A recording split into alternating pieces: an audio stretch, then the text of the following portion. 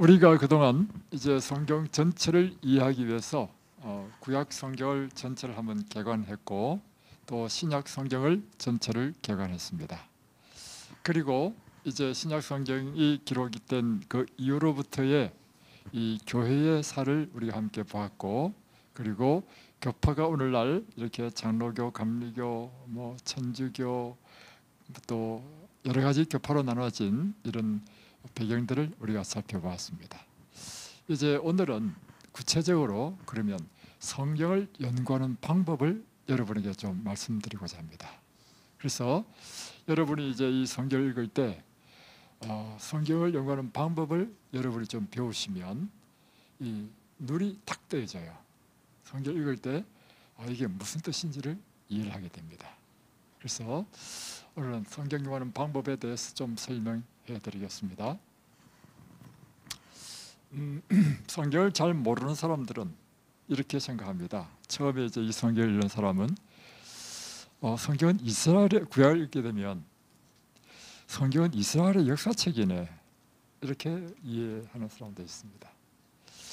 또 많은 사람들은 일반적인 경전처럼 성경이 우리에게 가르침을 주는 윤리 도덕 책으로 또 이해합니다. 그래서 십계명, 살인하지 말라, 간음하지 말라, 이런 것으로 성경을 이해하는 사람이 있고, 또 어린 아이에게는 성경이요 재미있는 이야기책으로 또 사람들이 이해하는 경우가 있습니다. 왜냐하면 다윗과 골리앗의 이야기, 하나의 그 얼마나 재미있는 이야기입니까? 그러나 사실은요, 성경은 우리에게 주신 성경을 우리에게 주신 목적이 무엇인가, 성경은 무엇을 기록했는가 하는 것을 생각해 보면 우리가 어떻게 성경을 읽을 때 연구해야 될지를 알 수 있습니다. 성경을 우리에게 주신 목적이 무엇이다 라고 성경은 분명히 우리에게 이야기하고 있습니다. 요한복음 5장 39절에 보면, 자 보겠습니다. 오늘은 성경 연구 방법, 이것이 오늘 제목입니다. 먼저 성경을 연구하기 위해서 성경을 우리에게 주신 목적, 그리고 성경의 내용이 무엇인지, 전체 내용이 무엇인지, 무엇을 기록하려고 하는 것인지를 알아야 됩니다. 이것이 바로 요한복음 5장 39절에 나와 있는데, 너희는 성경에서, 잘 보십시오, 성경에서 영생을 얻는 줄로 생각하고 성경을 상고하거니와. 그러니까 성경에서 하나님께서 우리에게 성경을 주신 목적은 뭐예요? 영생을 주시기 위해서 성경을 주셨다는 것입니다. 그래서 여러분이, 이 성경은 윤리도덕책이 아닙니다. 성경은요 우리에게 생명의 책입니다. 영생을 얻게 하기 위하여 주신 것입니다. 영생을 얻는 줄로 알고 이 성경을 상고하거니와. 자, 내용이 나옵니다. 이 영생을 어떻게 얻느냐? 곧 나에 대하여 증거하는 것이라. 대하여 증거한 것이다. 이 나가 지금 말씀하신 화자죠. 누가 지금 이 말씀하셨죠? 예수님이 말씀하셨죠. 그러니까 성경의 내용은 예수에 대한 책이라는 것입니다.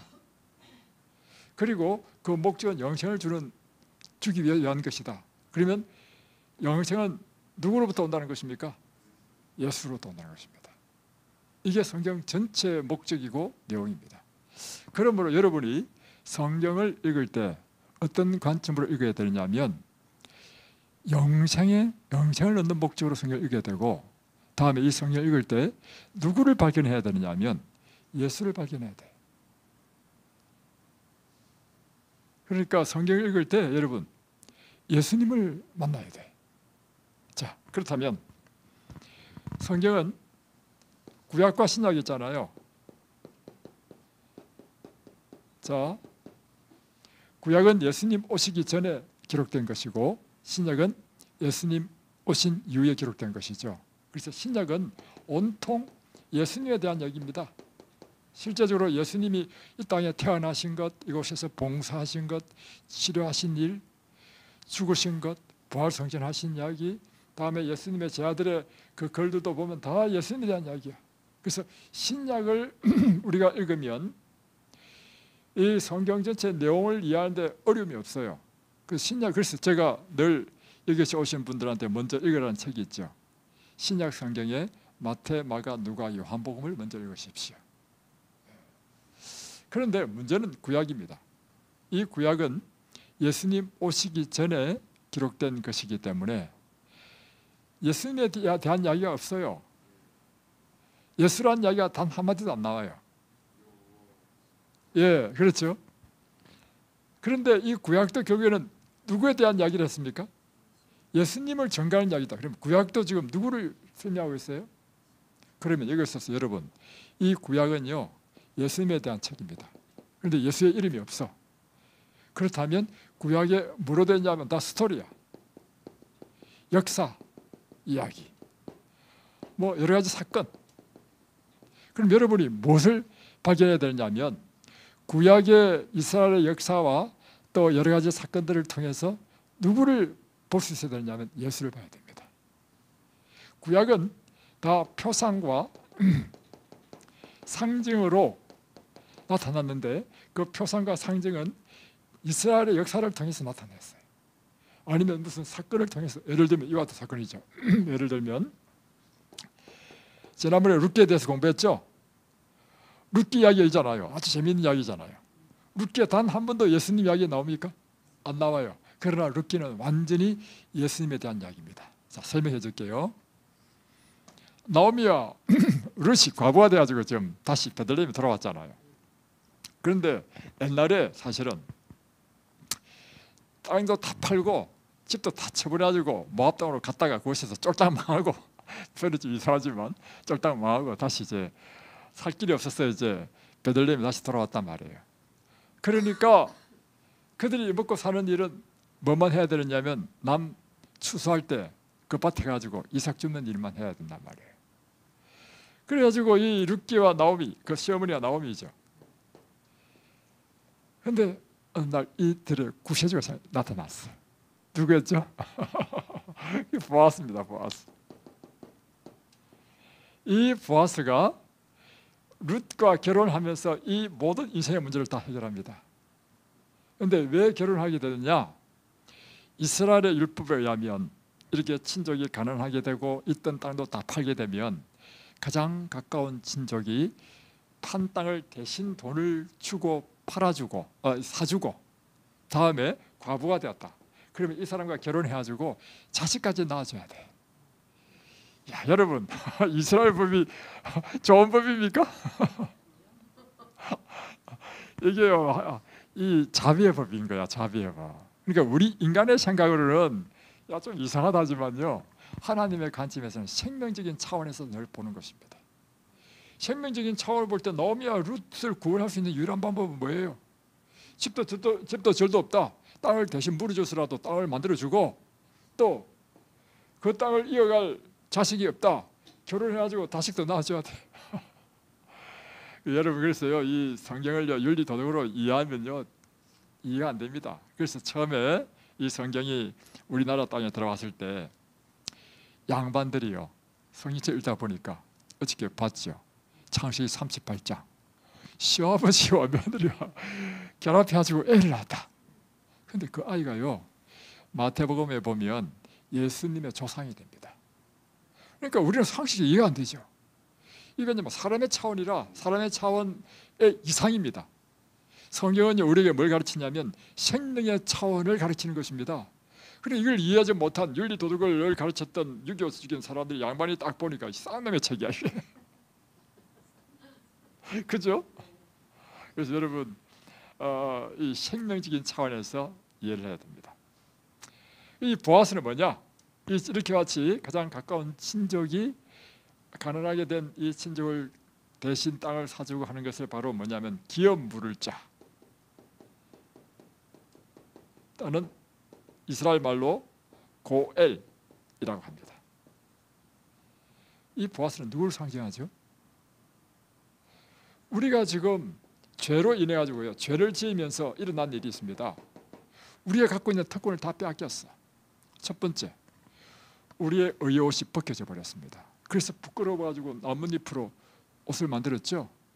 죄를 지으니까 또 뭐도 잃어버리냐면 낙원도 잃어버렸습니다. 그래서 에덴에서 쫓겨났죠.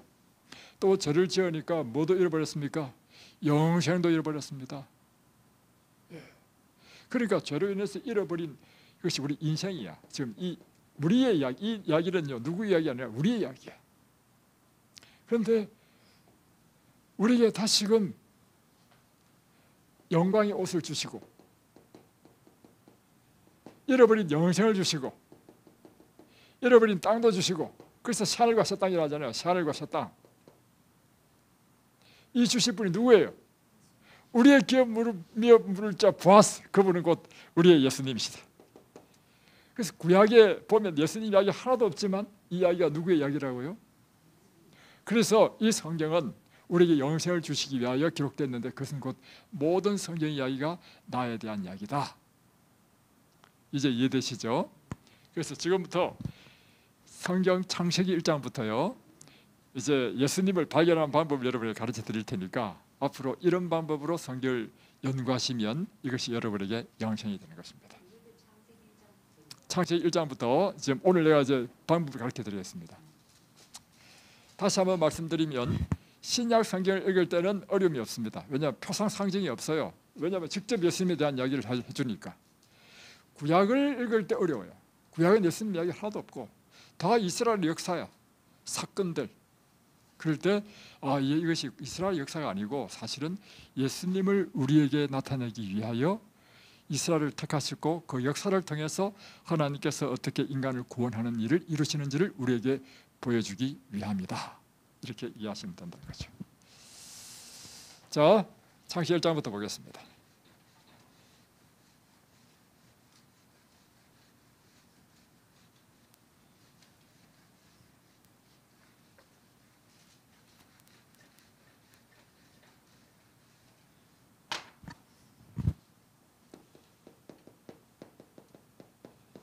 창세기 1장 처음 1절에 어떻게 시작되죠? 태초에 하나님이 천지를 창조하시느라. 다음에 1장 3절은 어떻게 되어 있죠? 바로 그거죠. 하나님이 이르시되. 이르시다는 말이 뭐냐면 말씀하시면죠. 뭐라고 말씀하셨습니까? 빛이 있으라 하니까 결과적으로 뭐가 생겼습니까? 빛이 생겼죠. 그러니까 창세기는 하나님께서 이 세상을 창조한 이야기인데 빛을 창조하시고 하늘을 창조하시고 땅을 창조하시고 모든 나무와 공중의 새와 바다의 물고기와 짐승을 창조하는 이야기가 나옵니다. 그러니까 창세기 1장에서 뭘 발견하냐면 하나님은 어떤 분이시다? 창조의 창조주시다. 이거죠. 자, 그런데 여기서 그럼 예수님의 이야기 하나도 없잖아요. 예수님이 안 보이잖아요. 뭘 통해서 보느냐면 이 구약은요 그림자고 신약은 실체입니다. 그러니까 이 그림자가의 실체가 뭐냐를 알기 위해서는 신약을 보게 되면 구약의 이 모든 내용의 실체를 알 수 있는 거예요.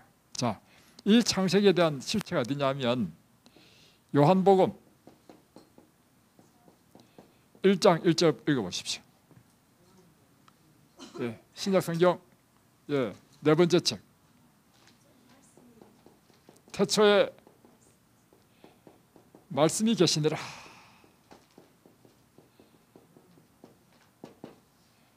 자, 창세기 1장은 태초에 무엇이 하나님이 천지를 창조하셨다 했죠. 요한복음 1장 1절에는 태초에 말씀이 계셨다 했습니다. 그런데 이 말씀이 하나님과 함께 계셨으니 곧 이 말씀이 곧 무엇이라? 하나님이시라. 그러니까 이 말씀이 하나님이야. 근데 구조를 보면 창세기 1장 1절의 구조나 요한복음 1장 구조를 똑같죠. 태초에 하나님이 요한복음이라는 태초에 말씀으로 표현됐고 이 말씀은 곧 하나님이시다. 그리고 다음 3절 한번 읽어보십시오. 요한복음 1장 3절. 1장 3절. 만물이 그로 말미암아 지은 바 되었으니 그가 없이는 아무것도 되는 것이 없다. 여기서 그로 말미암을 때 이 그는 누구를 나타내는 거죠? 말씀이에요, 말씀. 이 문맥으로 보면, 그죠? 그가 말씀을 수식하잖아요. 그로 말미암아, 그러니까 만물이 이 말씀으로 말미암아 지음받았다. 자, 똑같이 창세기 1장 3절에는요 하나님이 이르시되, 곧 말씀하시되 빛이 있으라니까 빛이 있은 거야. 똑같죠? 다음에 1장 14절에 요한복음 1장 14절 보십시오. 예, 이 말씀이 무엇이 되니? 육신이 되니. 육신이라는 뜻이 뭐예요?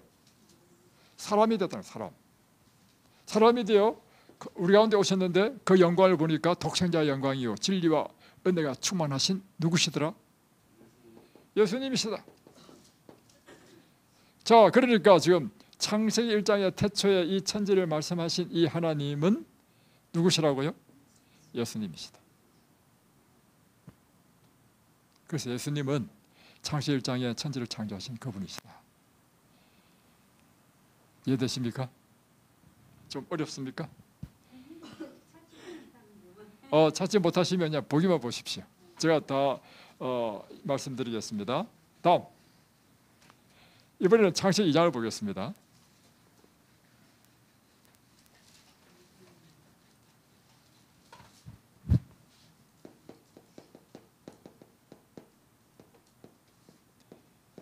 창세기 2장에는 이제 천지를 창조한 자세한 내용이 나오는데 그 가운데 사람을 창조하시는 이야기가 나와요. 그런데 먼저 누구를 창조하시죠? 아담을 먼저 창조하신 다음에 누구를 창조하죠? 하와를 만들죠. 하와를 만드는 이야기가 21절에 나옵니다. 2장 21절에 보면 여호와 하나님이 아담을 깊이 잠들게 하시니 잠들매 그가 그 갈빗대 하나를 취하고 살로 대신 채우시고. 자, 보십시오. 아담을 뭐 했다? 깊이 잠들게 했다. 다음에 그가 그 갈빗대 하나를 취하고, 하나님께서 하신 일이 뭐냐면 아담의 갈빗대 하나를 취했다. 그러면 아담의 갈빗대를 취하기 위해서는 반드시 뭘 해야 됩니까? 허리가 찢어져야 돼. 갈빗대를 취하기 위해서는요 하나님께서 그 갈빗대의 허리를 찢고 갈빗대를 꺼내야 돼. 그러면 허리를 찢으면 지금 아담은 살아있는 존재이기 때문에 뭐가 나올까요? 예, 피와 물이, 체액이 나와요. 이렇게 해서 만들어진 사람이 누구라고요? 하와, 여자. 자, 여기에요. 이 아담은 누구의 표상이냐면 예수님의 표상입니다. 예수님을 나타낸다는 것입니다. 왜 그런가 보십시오. 예수님께서 십자가에서 달리셨을 때 창으로 옆구리에 찔렸죠. 피와 물이 나왔죠. 그러면서 이 땅에 세워진 게 뭐예요? 교회가 세워졌습니다. 성경의 여자를 상징적으로 표현하면 뭐라고 표현합니까? 교회라죠. 그러니까 이 아담이 여자가 만들기 위해서 갈빗대 뜯고 만든 이 모든 사건들이요 예수님께서 십자가에서 옆구리와 창에 찔려서 피와 물이 흘러서 이 땅에 교회를 세운 것을 예표하는 것입니다. 다음에 그렇죠. 예. 그래서 고린도에 보십시오. 예수님은 뭐라고 표현하냐면 예수님은 둘째 아담이시다. 그러니까 첫 번째 온 아담을 대표하는 둘째 아담이다. 왜냐하면 아담은 모든 인류의 조상인 것처럼 예수님이 둘째 아담을 표현한 게 뭐냐면 예수님은 예수님으로 말미암아 모든 사람이 생명을 얻기 때문에 마치 아담으로 인해서 모든 사람이 생명을 얻는 것처럼 영생을 주는 아담이다 이런 뜻입니다. 그래서 둘째 아담이다. 여러분 성경을 연구하면요 굉장히 심오해요. 그래서 사실은요 이 중국 성경을 보면요 중국 성경은 더 깊이가 있어요. 중국 사람이 사실은요 성경을 이해하는 데는 더 깊이가 있습니다. 한자로 표현되어 있기 때문에 한자를 이해하면서 굉장한 깨달음을 얻을 수 있어요. 자, 다음 창세기 3장으로 넘어갑니다. 이제 모든 장마다 누구를 만날 수 있어요? 예수를 만날 수 있습니다. 그래서 예수님, 이 모든 구약 성경은 예수님의 이야기입니다. 자, 3장 15절을 보십시오.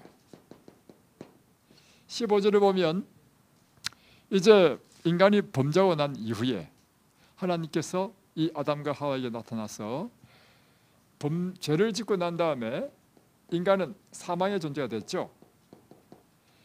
하나님께서는 하시는 일이 뭐냐면 이 사망을 생명으로 옮겨주시는 일을 한단 말이에요. 이 생명을 옮겨주시기 위해서는 이 죄를 해결해야 돼. 이 죄를 해결하는 것이 무엇을 해결하느냐? 창세기 3장 15절을 보면 여자의 후손을 약속했습니다. 이 여자의 후손이 사단, 뱀의 머리를 깨뜨릴 것이다. 그리고 우리에게는 잃어버린 이 영생을 주실 것이다. 이게 창세기 3장 15절이에요. 그러면 여자의 후손이 누구냐? 이게 바로 예수님인 것입니다. 예수님.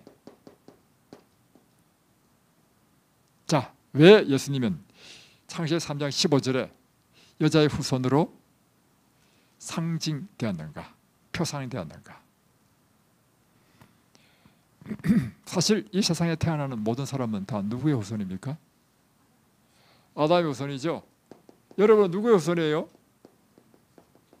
여러분도 다 아담의 후손입니다. 근데 아담은 남자죠. 이 세상의 모든 사람은 다 남자의 후손입니다. 분명 우리의 생명은요 남자의 정제와 여자의 난자가 결합해서 했지만 생명의 씨앗은 누구에게 있어요? 남자에게 있어요. 그래서 성경에 보면 모든 사람은 다 남자의 후손으로 이야기합니다. 그런데 문제는 아담이 그가 범죄함으로 아담 안에 있는 이 세상에 태어날 모든 생명의 씨앗이 다 죄인이 되었어. 사망의 존재가 되었어. 그래서 이 남자의 후손은 우리의 구원자가 될 수 없어요. 죄인을 구원하기 위해서는 죄인이 죄를 구원할 수 있어요? 없죠. 사망의 존재가 우리를 사망에서 구원할 수 있어요? 없죠. 그러니까 우리의 구원자는 죄인이 아니어야 돼. 사망의 존재가 아니어야 돼. 그러기 위해서는 이 구원자는요 첫 번째 조건이 뭐냐면 남자의 후손이 되어서는 안 되는 것입니다. 그죠? 그래서 예수님께서 범죄한 인간에게 구원자를 약속하실 때 여자의 후손을 약속하신 것입니다. 남자의 씨가 아닌, 그러니까 사망의 존재가 아닌, 죄인의 존재가 아닌. 그래서 예수님께서는 남자의 후손이 아닌 동정녀 마리아에서 잉태생산에서 나오신 것입니다. 창세기 3장에서도 누구를 발견할 수 있어요? 예수님. 다음 창세기 4장.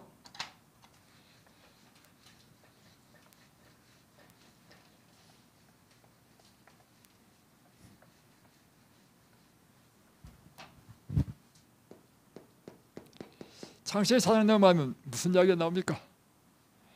가인과 아벨의 이야기가 나오죠. 첫 아들이 가인이고 둘째 아들이 아벨입니다. 근데 두 사람이 이제 성인이 돼가지고 하나님께 제사를 드립니다. 자, 아벨은 무엇으로 제사를 드렸죠? 양을 잡아서 제사를 드렸습니다. 가인은요, 자기 농사지은 곡물로 농산물.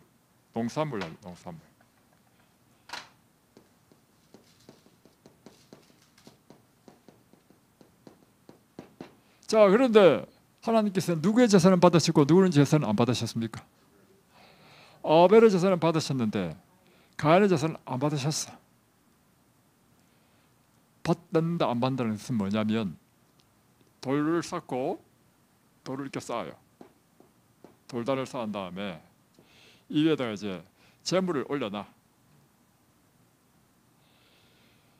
이 제사를 받는다는 의미는요, 하늘에서 불이 내려와요. 불이 내려서 재물을 확 살라. 아벨의 양을 드린 제사는 불이 내려와서 양을 확 다 살랐습니다. 가인의 재물에는 불이 안 내려왔어. 하나님께서 간합하지 않으셨다는 것입니다. 하나님께서 네 제사는 받지 않는다는 뜻입니다. 그게 지금 핵심입니다. 왜 받지 않았을까요? 이게 바로 뭐냐면 이 제사에서 누구를 우리가 발견해야 되냐면 예수를 발견해야 돼. 여기서 무엇이 예수입니까? 양이 예수입니다. 왜 양이 예수인지 아십니까? 제사를 드리는 목적이 뭐예요? 우리 죄를 대신 죄를 사하기 위한 것이죠. 자, 제사 드리는 목적, 이것부터 설명하겠습니다. 제사 목적은요, 다른 것이 아니고 우리 인생의 최고의 문제는 죄의 문제입니다. 죄를 지음으로 우리 인생의 모든 문제가 생긴 것입니다. 왜 우리가 죽어야 됩니까? 죄 때문에 죽어야 되는 거예요. 그래서 제사의 목적, 구원이라 한다는 것은 뭐냐면 우리를 죄로부터 구원하는 것입니다. 죄로부터 구원하면 모든 문제가 다 해결돼. 여러분의 질병도요, 사실은 그래서 왜 우리가 병자들에게 이와 같이 복음을 가르치고 하느냐면 여러분의 질병의 문제도요, 뭘 먹고 뭘 안 먹고가 중요한 게 아니라 먼저 누구를 만나야 돼요? 예수님을 받아들여서 우리 죄가 해결돼 버리면 그 결과인 질병도 나아버린다는 사실입니다. 아시겠죠? 그래서 제사의 목적은 죄를 해결하는 거예요.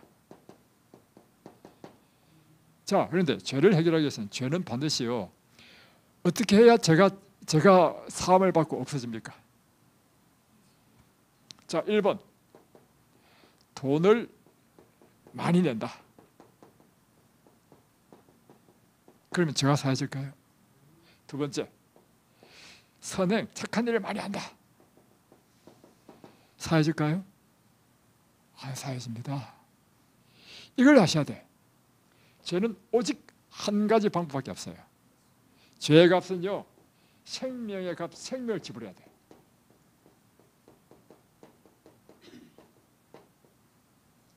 생명을 지불해야 돼. 그런데 내가 죄를 지어가지고 내가 죄값을 지불하기 위해서 내 생명을 드리면 내가 죽어버려. 그래서 예수님께서 우리가 죽을 죽음을 대신 죽으시는 것이 바로 우리를 구원하시는 것입니다. 그래서 예수님께서 뭐 하셨어요? 십자가에서 죽으셔서 우리의 모든 죄의 값을 대신 지불했죠. 그러니까 예수님께서 십자가에 죽으시는 이 죽으심을 믿는 것이 우리의 죄의 사함을 받고 우리 구원을 얻는 것입니다. 그런데 예수님께 십자가에 죽으시는 것은 앞으로 지금 신약 시대에 와야 지금 예수님께서 오셔서 죽으실 거 아닙니까? 그러면 그 이전에는 어떻게 하느냐? 이것을 상징적으로 나타내는 것이 뭐냐면 예수님을 상징으로 양이나 염소나 소나 이런 제물을 대신 드리는 거예요. 그러면 이와 같이 양제사들은 이 양은 누구를 상징하는 것입니까? 우리를 위하여 대신 죽으실 그 예수님을 세상 시작 때부터 이제 시작하는 거예요. 나타내는 것입니다. 그래서 아벨은 예수님을 드리는 제사를 드렸기 때문에 하나님께서는 받으시는 거예요. 그런데 가인의 제사는 무엇이 없어요? 양이 없어. 생명의 값을 지불한 게 없어. 자, 또 하나는 뭐냐면 두 번째, 왜 제물에 불이 내려와서 불사르는지 아십니까? 이것은요, 양을 제사 드릴 때 먼저 이걸 합니다. 양에게 제사 드리기 전에 양을 드리는 사람이 먼저 건물에 손을 얹어요. 그리고 내 죄를 고백합니다. 그러면 내 죄가 누구에게 옮겨져요? 양에게 옮겨지죠. 그러면 이제 나는 의인이 되고 양이 이제 내 죄를 대신 갖고 있는 거예요. 하나님께서 이걸 간섭한다는 것은 뭐냐면 이 죄를 이제 받았다 하면서 이 죄를 완전히 소멸하는 것, 소멸시키기 위해서 그래서 궁극적으로 죄를 없애는 것, 그 목적으로 하늘에서 불이 내려와서 재물을 사르는 거예요. 그런데 만약에 가인의 여기에 불이 떨어지면 어떤 일이 일어날까요? 농사물이 아니라 지금 죄를 불태우기 위해서 불이 내려오잖아요. 죄가 지금 누구한테 있습니까? 가인한테 있어. 지금 아벨의 제물은 죄가 누구한테 있고? 나한테 있고. 그러니까 양을 불태워버렸단 말이야. 가인에게 불이 안 떨어진 것이 하나님의 은혜야. 가인의 제물에 불이 떨어지면 누가 다 죽습니까? 여러분의 죄를 예수님께 옮기지 않으면요 마지막 심판 때 여러분이 다 죽습니다. 그래서 우리 예수를 믿어야 돼. 원리는 간단하죠. 창세기 4장에서 누구를 만납니까? 이 제사를 통해서 예수를 만나죠. 그래서 성경은 모두가 다 누구에 대한 이야기라고요? 예수에 대한 이야기다. 자, 아시겠습니까? 그래서 여러분 그래요. 그래서 제가 어느 날 생각하기를 내가 이분들한테 거창전 이야기해서 될 게 아니고 가장 기본적인 성경을 이해하는 법을 좀 가르쳐야 되겠다 생각한 것입니다. 자, 네, 자 다음에 재밌죠? 자, 그래서요 구약 성경 보면 노아 창세기 9장 노아가 노홍수 끝나고 난 다음에 이제 그 배에서 나왔을 때 제일 먼저 한 게 뭐예요? 제사 드렸습니다. 제사 드릴 때 무엇으로 제사 드렸죠? 예, 양으로 제사 드렸습니다. 다음에 창세기 12장부터 쭉 나오는 것이 아브라함의 이야기입니다. 아브라함이 가는 곳마다 한 일이 있죠. 뭘 했습니까? 제사를 드렸습니다. 그래서 제사를 한 번만 드리면 되는데 왜 자꾸 드리죠? 바로 그거예요. 여러분 죄를 사했지만 다시 또 죄를 짓죠. 그래서 이 제사가 계속 드려지는 것입니다. 왜 우리가 아침 저녁으로 예배드리죠? 이제는 예수님 오셨기 때문에 양을 잡을 필요 없어. 그냥 예수를 믿으면 돼.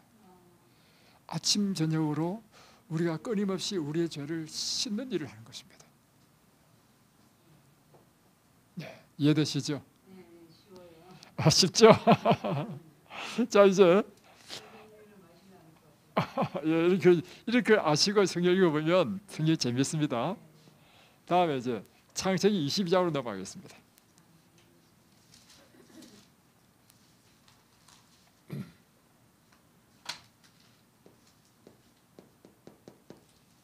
창세기 22장.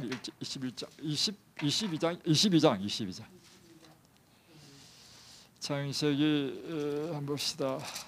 22장이죠. 예, 22장. 여기 아주 대표적인 사건이 나와요. 뭐냐면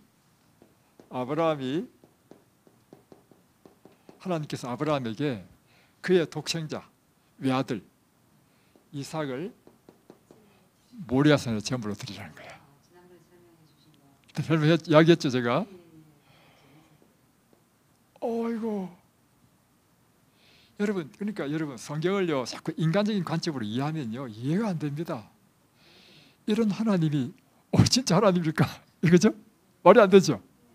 성경은 무엇을 읽게 되냐면 생명적인 관점에서 읽게 됩니다. 생명 차원에서. 자, 왜 생명 차원인지 설명해 드리겠습니다. 그래서 아브라함이 수없이 기도했습니다. 근데 혹시 말을 잘못 들은 게 아닌가? 그냥 분명한 하나님의 지시였습니다. 그래서 아브라함은 순종해서 이삭을 데리고 모리아산에 갔습니다. 자, 모리아산에 가가지고 이 모리아산에서 이삭을 딱 드립니다.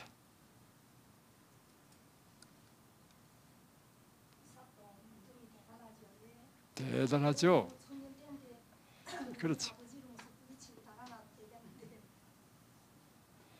제가 지난번에 이야기했듯이요. 제 아들이 초등학교 그때가 한 3학년 될 때인가 그때요. 저 아침고요 수목원을 갔습니다. 그 당시 아침고요 수목원이 가평에 있는 아침고요 수목원이 완성되기 전에 준비하고 있을 때 제가 그 설립자와 관계가 있기 때문에 제가 미리 가서 이제 쭉 봤단 말이에요.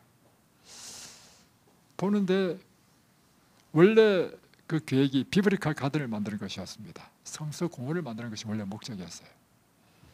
가다 보니까 모리아산이 있어요. 모리아산이라고 만들어놓은 거야. 제단이 있고 십자가 있어. 그래서 제가 우리 아들한테 야 아들아, 너 구약성경에 있는 이삭과 아브라함처럼 내 하나님께 드려야 되겠다. 오늘 이 사람 죽자. 제 아들이 그 말 듣고요, 아빠 미쳤어요. 내가 이야기했지. 야, 내가 너를 설마 죽겠나? 우리는 지금 여기 있어서 성경에 있는 걸 한번 시연해 보자는 거야. 싫다는 거야. 그래서 내가 느낀 게 있습니다. 이삭, 와, 대단한 믿음입니다.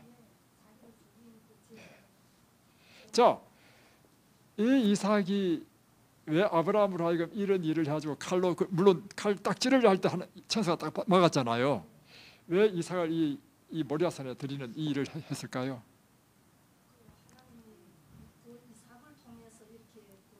자, 맞아요. 다시 말하면 이 이삭은요, 예수님의 표상이야. 이 사건을 통해서 무엇을 우리에게 보여주고 있냐면 앞으로 3,000년 후에 2,000 몇백 년 후에 일어날 예수님의 십자가를 미리 구약성경에서 보여준 것입니다. 이 이삭의 사건을 통해서 우리는 누구를 봐요? 예수를 만나는 것입니다. 이렇게 보니까 모든 게 다 예수님 이야기죠. 자, 또 창세기 37장으로 넘어가겠습니다. 네. 오늘 창세기만 하다가 볼일 안 보겠네. 오늘 창세기하고 내일은 또 출애굽기부터 하십시다. 예? 집에 와서 유튜브로 보십시오. 자, 창세기 37장부터 50장까지 누구 이야기냐면 사실은 요셉의 이야기입니다.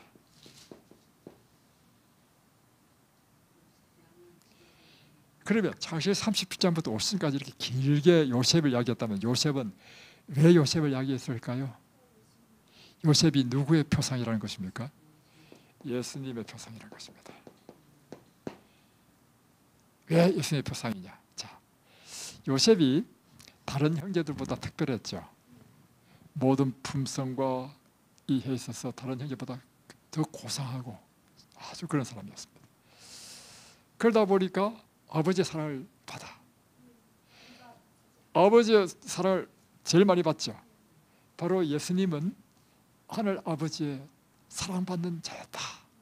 두 번째, 그래가지고 형제들 질투해가지고 그냥 죽이려다가 팔았죠. 은 얼마에 팔았습니까? 은 20냥에 팔았습니다. 똑같이 요셉의 표상이신 예수님이 팔렸습니다. 은 30냥이 팔렸습니다. 자, 그러면 모셉은 은 20냥인데 예수님은 은 30냥이 팔렸을까요? 모르죠. 이 은 20냥, 은 30냥은 다 똑같은데요.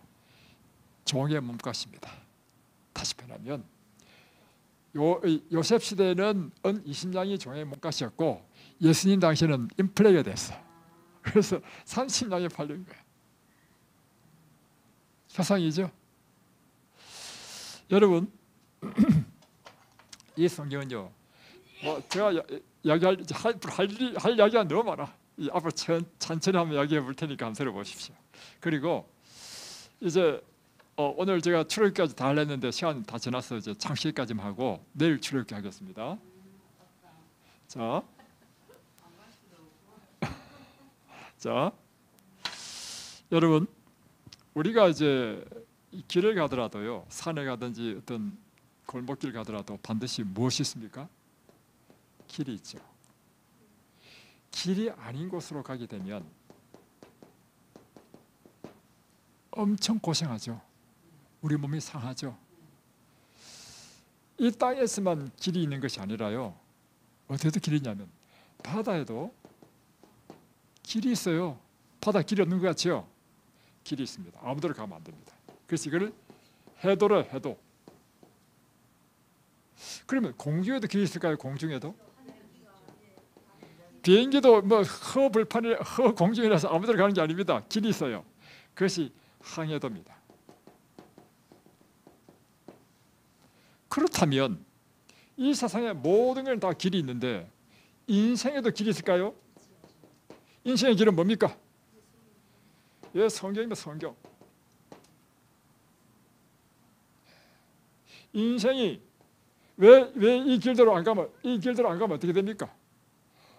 암초에 걸려서 배가 깨지고 다음에 공중에도 그 길대로 안 가면 예, 뭐 기류에 변화해서 떨어지고 인생도요, 인생의 길대로 안 가면 이 세상에서 고생하고 병들고 결국에는 사망입니다. 인생에서 우리가 가야 될 참된 길, 그 길을 가르치는 게 성경인데 그 길은 바로 예수 그리스도의 길인 것입니다. 이제 예수 그리스도의 길을 가시겠습니까? 이 길로 가시면 여러분 이제는 행복합니다. 이제는 여러분의 모든 불운은 다 사라질 것입니다. 이 길로 가면 여러분이 건강해질 것입니다. 이제는 여러분의 모든 질병도 다 사라질 것입니다. 이 길로 가면 이제는 우리에게 소망이 있어요. 옛날에는 소망이 없었습니다. 우리 인생이란 이겁니다. 시간 지나면 늙고 병들고 죽는 게 아니겠어요? 그러나 인생의 참길로 가게 되면 우리에게 소망이 있는데 우리는 영생이 있다는 것입니다. 살과 새 땅에 나군이 있다는 것입니다. 이 길을 가시겠습니까? 기도하겠습니다. 하늘에 계신 우리 아버지, 오늘 하나님께서 우리 인생의 참길을 보여주셨습니다. 그것이 성경이며 성경은 곧 우리로 하여금 예수 그리스도, 그분이 우리의 참된 구세주임을 보여주고 있습니다. 우리가 예수의 길을 가는 저희들 되도록 도와주셨어. 우리 인생의 모든 불운은 이제 사라지고 우리 인생의 모든 질병도 이제는 사라지고 우리에게 허무와 절망만 있는 우리의 미래가 아닌 소망과 희망이 있는 미래가 되도록 축복해 주옵소서. 예수님의 이름으로 간절히 기도드리옵나이다. 아멘.